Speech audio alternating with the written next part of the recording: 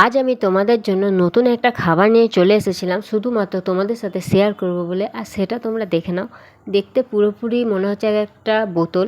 আর ছোটোবেলায় এগুলো আমি যদি পেতাম না, তাহলে আমি পুতুল খেলতাম, তো সেগুলো আমি পুতুলের জলের বোতল বানাতাম, কিন্তু আমি সেগুলো তখন পাইনি, কিন্তু এখন পেয়েছি। এগুলো তোমাদের সাথে শেয়ার করি চলো।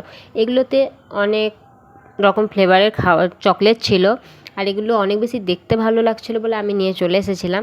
আর এবারে আমি এগুলো একটা একটা করে তোমাদেরকে দেখাচ্ছি। এগুলো সব আলাদা আলাদা ফ্লেভার, তোমরা দেখেই বুঝতে পারছো। অরেঞ্জ, ম্যাঙ্গো, লেমন, অনেক রকমের আছে। আর চলো, প্রথমে আমি ম্যাঙ্গোটা খুলে নিয়েছি। আর এটা পুরোপুরি ম্যাঙ্গোর মতনই খেতে ছিল, যেমন তোমরা রসনা টাইপের হয় যেমন, তেমন খেতে ছিল। আর তারপরে দেখো, এটা মনে হয় লেবুর, আর এটা খেতে অমনি হালকা লেবুর মতো টকটক ছিল। আর অরেঞ্জটা অনেকটা অরেঞ্জের মতোই খেতে ছিল। এগুলো আমার কাছে একটা দাম নিয়েছিল 5 টাকা করে। তোমাদের ওখানে এগুলো কত করে দাম নেয়, আর তোমরা এগুলো কারা কারা খেয়েছো আমাকে কমেন্ট করে জানিও।